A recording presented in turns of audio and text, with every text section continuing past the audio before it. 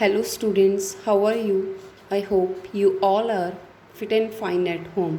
So students, today I am going to discuss with you chapter 8 of history, that is Ashoka, the emperor who gave up war. Clear? So, here I will discuss with you about the Mauryan Empire. Mauryan Empire. Let me give you some examples of the Mauryan Empire. जो आपके coins और note के ऊपर आपने line बना देखा होगा, ठीक है, देखते हो ना आप, तो वो कहाँ से आई है example? That is from Mauryan empire. जो फ्लैग के बीच में आपने ये स्टॉक्स वाला 24, ठीक है, ये सर्कल देखा है, चक्र देखा है, that is also from Mauryan empire. Clear? So let's start the topic. Introduction. A very big kingdom and empire.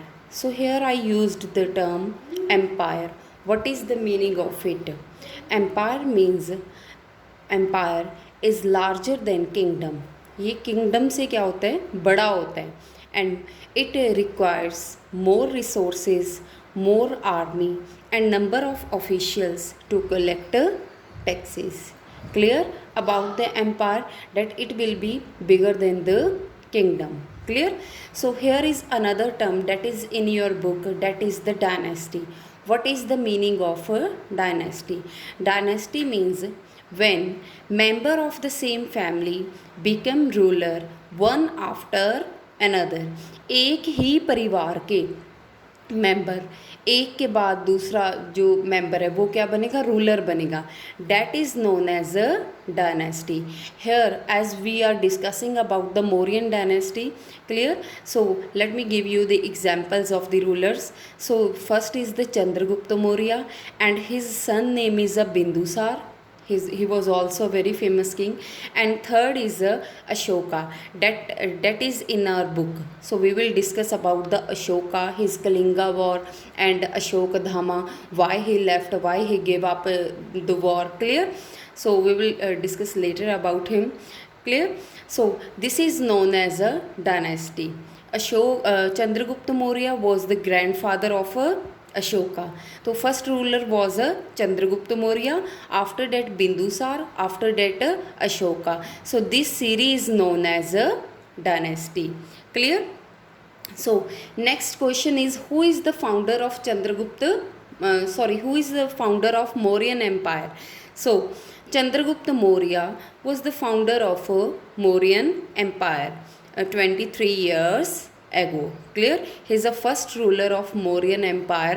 So he established this empire with the help of a Chanakya. Chanakya was a very wise man. Clear? He was a Brahman. Clear? His another name is Kautilya. तो Chandragupta Maurya, Mauryan dynasty से पहले जो dynasty थी, that was a Nanda dynasty. Nanda dynasty rule कर रही थी India पे. ठीक है?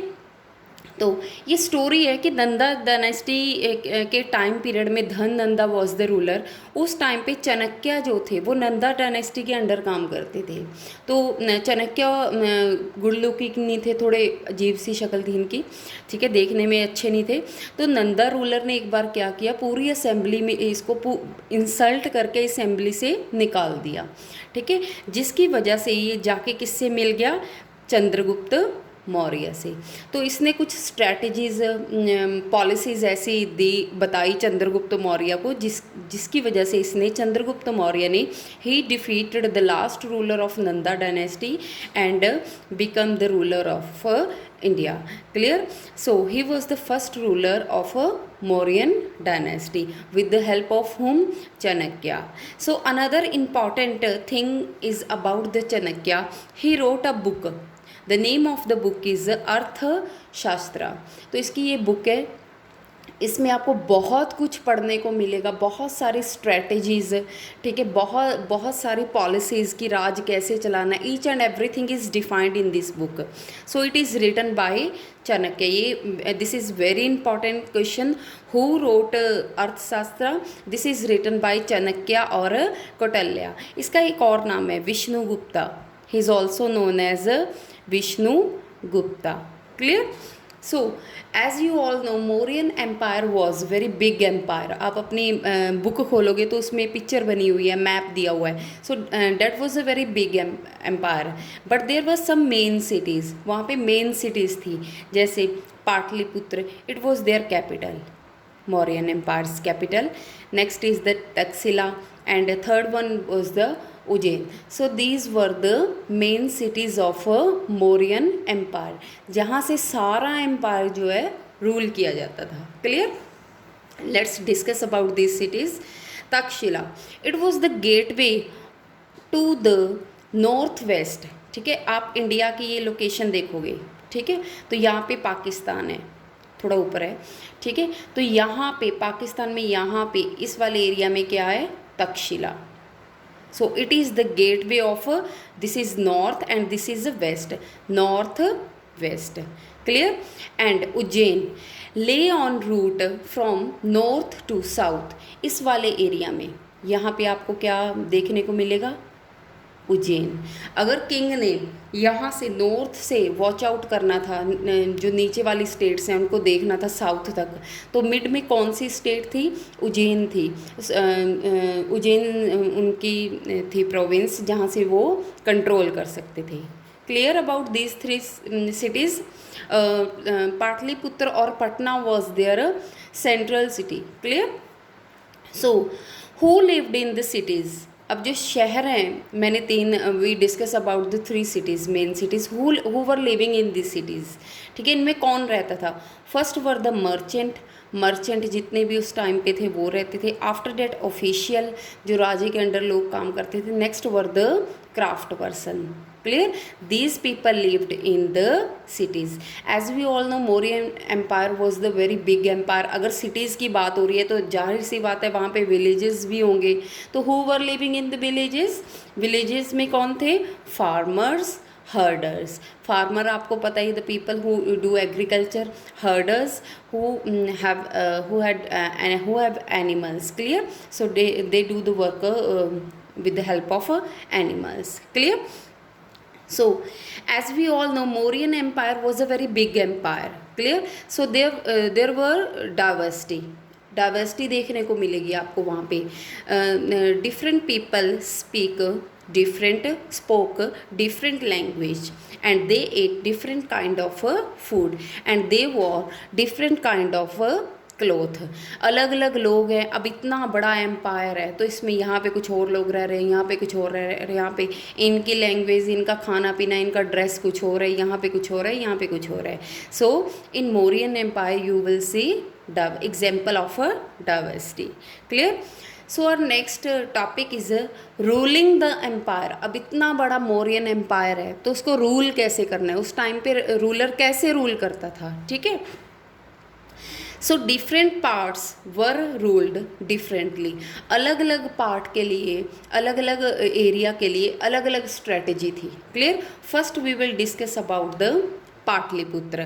Clear? The area of Pataliputra, it was directly under the control of emperor. Emperor का पूरा कंट्रोल था, ठीक है, इसके ऊपर। And emperor also appointed officials. Emperor ने क्या किया हुआ था? ऑफिशियल्स अपॉइंट किए हुए थे। दे विल कलेक्टेड द टैक्स। वो क्या करेंगे? टैक्स कलेक्ट करेंगे। किससे टैक्स कलेक्ट करेंगे? They will collected the taxes from farmers, herders, traders और craft persons. Clear? So they will collected the taxes from these people, and they have also the right to punish those people who will disobey the ruler's order. जो लोग राजे के order को, किसी भी order को मानेंगे नहीं, तो they were giving right to punish those people. And so in this area there were some messengers. Messenger का क्या काम क्या होता है? मैसेज देना, एक एरिया से दूसरे एरिया में मैसेज पहुंचाना। तो they were also appointed by the emperor, and there were some spies also. spies भी अपॉइंट किए हुए थे। they kept watch on the official. In official के ऊपर वॉच आउट करते थे कि ये लोग कुछ गलत काम तो नहीं कर रहे, किसी को तंग तो नहीं कर रहे। ठीक है, तो ये सब कुछ करते थे। Clear? So this is all about the area of Pataliputra. Next other area Taxila and Ujjain, तो यहाँ पे रॉयल जो है प्रिंसेस, ठीक है, जो राजे के बेटे हैं वो अपॉइंटेड किए हुए हैं as a were sent as a governor, उनको एज अ गवर्नर यहाँ पे भेजा जाता था, वो सारा वहाँ का राजपाट सब वो देखते थे, क्लियर। बट जो पाटलिपुत्र थी कैपिटल सिटी थी, जहाँ सेंट्रल सिटी थी, जो जहाँ से मेन चलता था राज, that was under the emperor, other areas were under the governors who were the royal family member, clear. So next, जैसे आप देखोगे कि मौर्यन एम्पायर था जो, ठीक है, वो बहुत बड़ा एम्पायर था, clear.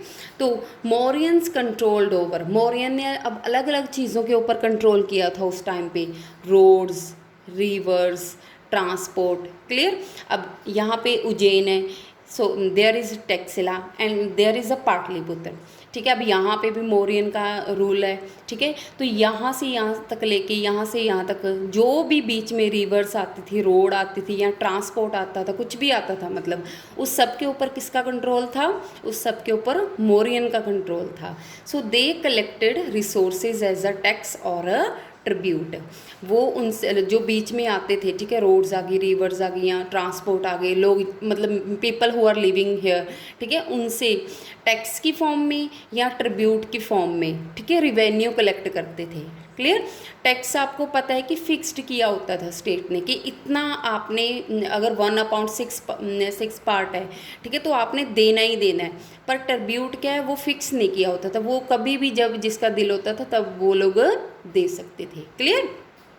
So another important resources that are discussed in Arthashastra book, they were कि north west that was famous for a blanket, blanket बहुत अच्छे मिलते थे वहाँ पे, नॉर्थ वेस्ट का जो एरिया था वहाँ पे ब्लैंकेट बहुत अच्छे थे, ठीक है। And south India was a famous for gold and precious stones, clear. अब जो लोग people who are living in forested region, उसी टाइम पे जो लोग फॉरेस्ट जंगलों में रह रहे हैं, ठीक है, वो किस फॉर्म में टैक्स या ट्रिब्यूट देते थे, ठीक है, दे गिव टैक्सेस और tribute in the form of elephant, जैसे एलिफेंट दे दिए एम्परर को, ठीक है, उसकी आर्मी के लिए, टिम्बर लकड़ी पहुंचा दी, हनी वैक्स, ठीक है। तो ये सारा जो है मौर्यन ऑफिशियल्स को वो एज अ टैक्स और ट्रिब्यूट देते थे, people who are living in the forested region, clear. I think you all understand this topic very well. Thank you and have a nice day.